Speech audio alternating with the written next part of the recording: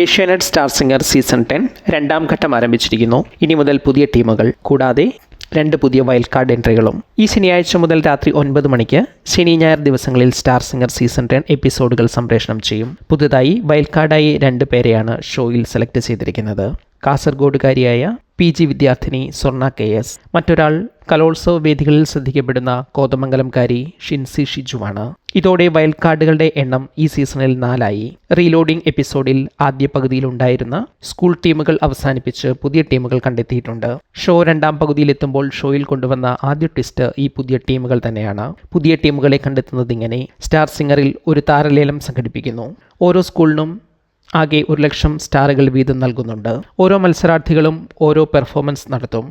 അതിനുശേഷം ഇരു സ്കൂളുകളും ഇവർക്കായി ബിഡ് ചെയ്യണം. ഈ ഓപ്പൺ ബിഡിങ്ങിൽ ഏറ്റവും കൂടുതൽ സ്റ്റാറുകൾ ബിഡ് ചെയ്യുന്ന സ്കൂളിന് ലേലം ഉറപ്പിക്കും. ആ മത്സരാർത്ഥി ഏറ്റവും കൂടുതൽ എമൗണ്ട് ബിഡ് ചെയ്യുന്ന സ്കൂളിന് സ്വന്തം. 4000 സ്റ്റാറുകളാണ് എല്ലാ മത്സരാർത്ഥികൾക്കുമുള്ള ഏറ്റവും കുറഞ്ഞ ലേലത്തുക. താരലേലത്തിന്റെ വിശേഷങ്ങൾ എങ്ങനെ: ആദ്യമെത്തിയ ഗൗതം പ്രസാദിനെ 7000 സ്റ്റാറുകൾക്ക് കോൺവെന്റ് സ്കൂൾ നിലനിർത്തി. ഗായത്രി മേനോനെ 7000 സ്റ്റാറുകൾക്ക് ഗുരുകുലം നിലനിർത്തി. അർജുൻ KCയെ ഗുരുകുലം നിലനിർത്തിയത് 16,000 സ്റ്റാറുകൾക്കാണ്. ഗോൾഡൻ സ്റ്റാറുകളുടെ പെരുമഴ പെയ്യുന്ന കൃഷ്ണശ്രീയെ നിലനിർത്താൻ കോൺവെന്റ് സ്കൂളിന് ചെലവഴിക്കേണ്ടി വന്നത് 32,000 സ്റ്റാറുകളാണ്. കോൺവെന്റ് സ്കൂളിൽ നിന്ന് ശിവപ്രിയയെ 7,250 സ്റ്റാറുകൾക്ക് ഗുരുകുലം സ്വന്തമാക്കി. വൈശാഖനെ 15,000 സ്റ്റാറുകൾ ചെലവഴിച്ച് കോൺവെന്റ് സ്കൂൾ നിലനിർത്തി. വൈൽഡ് കാർഡായി എത്തിയ സ്വർണ KSനെ 5,500 സ്റ്റാറുകൾക്ക് കോൺവെന്റ് സ്കൂളിലെത്തിക്കാൻ കഴിഞ്ഞു.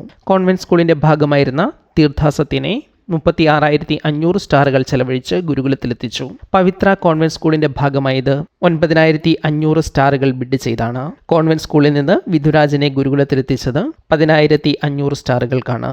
വൈൽഡ് കാർഡ് എൻട്രിയായി എത്തിയ ഷിൻസി ഷിജുവിനെ കോൺവെന്റ് സ്കൂളിൽ എത്തിക്കാൻ ചെലവഴിച്ചത് 6,000 സ്റ്റാറുകളാണ്. ദീപു ഗുരുകുലത്തിൽ തുടരാൻ സ്കൂൾ ചെലവഴിച്ചത് 8,500 സ്റ്റാറുകളാണ്. ഗുരുകുലത്തിലെ ദിൽരാജ് ഗോപിയെ 14,250 സ്റ്റാറുകൾക്ക് ബിഡ് ചെയ്താണ് കോൺവെന്റ് സ്കൂൾ സ്വന്തമാക്കിയത്.